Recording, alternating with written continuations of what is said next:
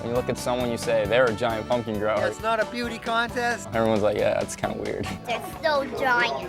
It's a weight contest. The sky's the limit. And the competition's tough every year. And I couldn't even pick it up. We're a special breed. We're giant pumpkin growers. Yeah. Every seed has a weight and a name. We look for shape. We don't want dips. We don't want, rings and stuff in the pumpkin. You want a nice, solid-looking pumpkin. Also, thickness. Some seeds have been genetically proven. They produce thick-walled pumpkins. The best thing is making them grow.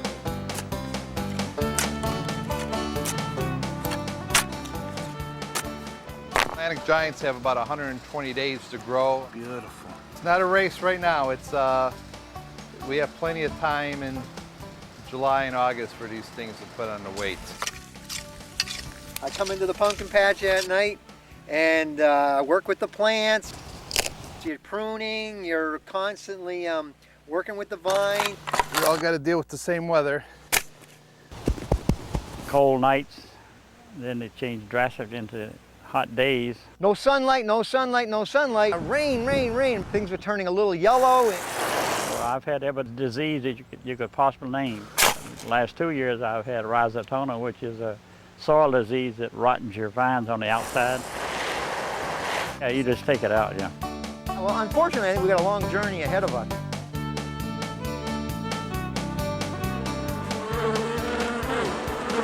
We do all controlled pollinating, so there's no bees involved. We specifically cross-pollinate them with the big and the biggest.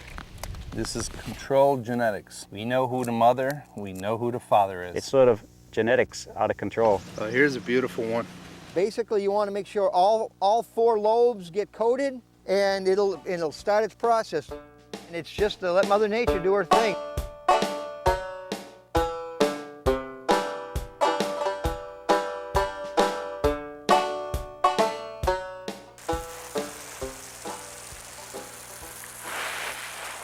The month of August that's the prime time growing. Conditions are just right. The sun is at its highest. The days are long. That's when you're putting on the most weight. We're putting on anywhere from 25 to 35 pounds a day.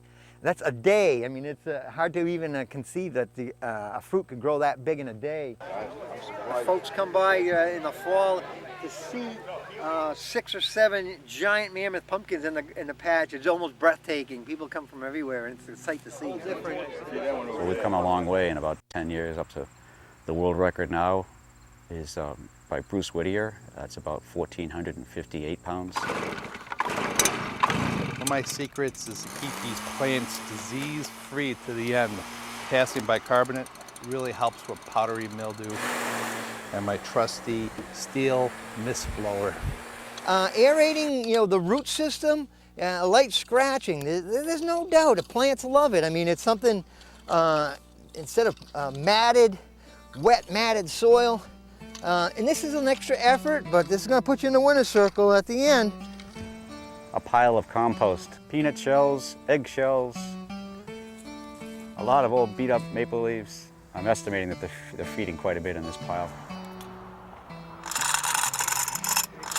You want to wait till the last minute, because that 2 or 3 pounds can mean the difference between, first and second and third, or 5th and 6th.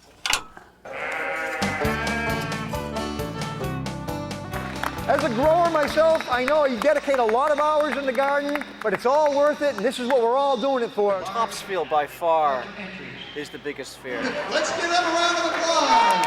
Anyone who's a pumpkin grower, anyone who's enjoying this hobby is here. 2, 3. There are some very big ones here, obviously. 1,196! 1,248.6 pounds! 1,291.0 pounds!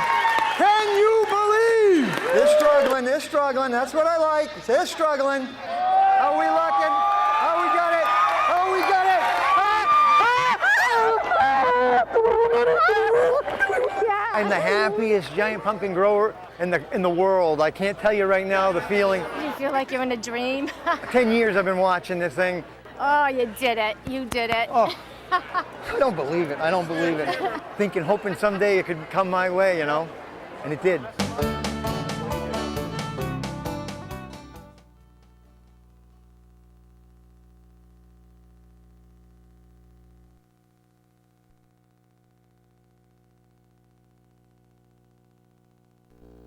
I'm not just starting a campaign, though. I'm beginning a These conversation. days, it's easy being Hillary Clinton or looking like Hillary Clinton. I'm younger. Heidi Dahlin really doesn't have a choice. It's hard for me to look in the mirror and think that I look like her. Years ago, friends began telling the Gloucester gal she and the First Lady were twins. So the actress delved into her newfound genetically predisposed role. I'll look at pictures